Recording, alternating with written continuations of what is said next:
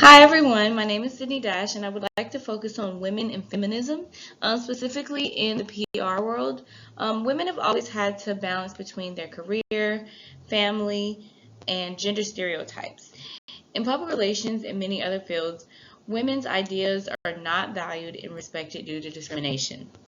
Their ideas, perceptions, and experiences are very appropriate and important data for analysis, especially considering public relations. Let's focus on the idea of being a publicist. The purpose of PR is to manage press and public correspondence for organizations, companies, promote products and services, and anticipate trends within the market. I think it is interesting that PR revolves around skilled communication and knowledge, which is more considered to be a feminine trait. In my opinion, I think businesses are gendered biased. Think about when you hear big positions specifically for men. It's going to be based on physical strength and logical thinking. Those are more tasks that they basically would assign to a man. The more sensitive and caretaking roles would be provided for women, which in my opinion, it shouldn't matter as long as you're qualified and skilled. I think everybody, no matter what the gender is, has equal opportunity to do so. The case that we need to focus on is equal pay in senior roles are the imbalances for public relations. Everybody wants to have that high exec job, be known around the city, just being somebody who's trustworthy, who's knowledgeable, and has great communication skills. Why does that necessarily have to be focused, centered around a man? I think regardless if I'm equally as qualified and I'm equally, skilled as a man, I should also get that same opportunity of pay. So in public relations, I think it's about the title of having a senior role, and I think it's about having equal conversation. For my theory behind feminism and public relations, I want to focus on Dorothy Smith. She's significant for her theory behind feminism and public relations, and her work focuses on power, injustice, and change in favor of women. Smith was the first one to highlight the significance of a woman's standpoint for feminist theory.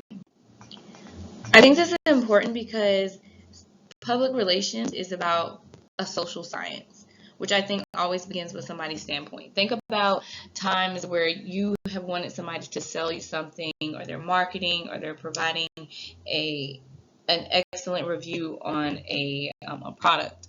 I think it starts with their experience, their standpoint, how they feel about it, and their knowledge behind the actual product. I think it all boils down to experience, power, and knowledge. Even revolving outside of public relations, engineers, lawyers, software developers are all major industries that lack the representation of women due to the stereotype that women do not understand math, they're not logical thinkers, and cannot handle complex division. These exact characteristics that women are discriminated against towards all the time are the exact key things that Dorothy was trying to argue against. She basically saying that there should be no open bias based on a position, based on if they're knowledgeable or if they're logical thinkers. It all goes back to their standpoint, their experience, and their ideas. And that all comes from within. Following my research of Dorothy, I learned that there are 4 main types of feminism: liberal, radical, social, and post-colonial. The main one I want to focus on is liberal because I think it aligns with the most common themes that women are discriminated towards in public relations. Basically, there's 5 aspects that Smith wants to go over. Gender differences between women and men should be minimized by expanding the roles played by women. The second thing, women's identity is rational and individualist like a man's. The third thing is power is exercised as sexism by individual men against women, which needs to be policed and ameliorated. Number 4, social injustice encompasses women's discrimination throughout history. And lastly, social change should consist of reforms within existing social and economic structures.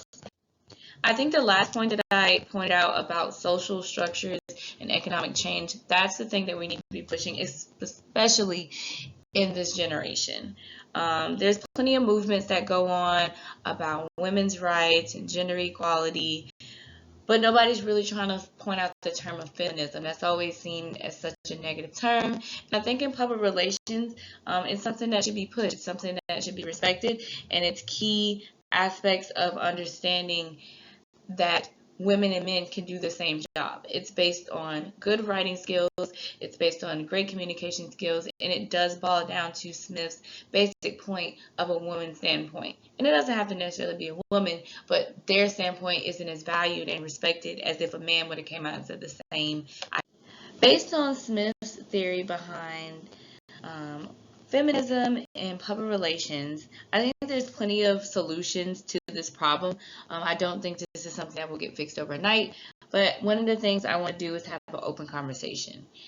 No woman should feel guilty about wanting to speak on how they feel, about wanting to voice their opinion, about wanting to go behind and really give detail behind their experience, their thoughts, and something that they truly believe in. I don't feel like a woman should be judged or feel like she can't speak up about it. The other thing is, I think we need to bring awareness. I think in these male-dominated positions, they're not noticing that this is a problem. So I think as women, we all need to make that known and bring awareness that this is something that, yes, it may not be seen as something that seems serious, but women are feeling self-conscious about simply having a thought, about simply having an opinion, and we need to bring awareness behind support and team-oriented companies. Lastly, I think there should not be subjection to opinion no matter the gender. So regardless if it's coming from a man or a woman, gender should be dissolved specifically in public relations. I don't think that makes it an important thing, specifically trying to sell a product, trying to work for another company, trying to give a review, trying to boost on what's trending.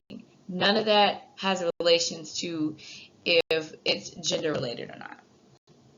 Lastly, I think social media, this is a great time for movements to be going on. Again, we have the Me Too movement, we have women's rights, we have a lot, but I don't think we're supporting each other in the aspect of dissolving gender when it comes to male dominated positions. It just doesn't, it's not talked about enough, and I think social media, with so many outlets of people not being aware and some being aware and some having experienced personal situations to where they haven't gotten something specific as to their gender,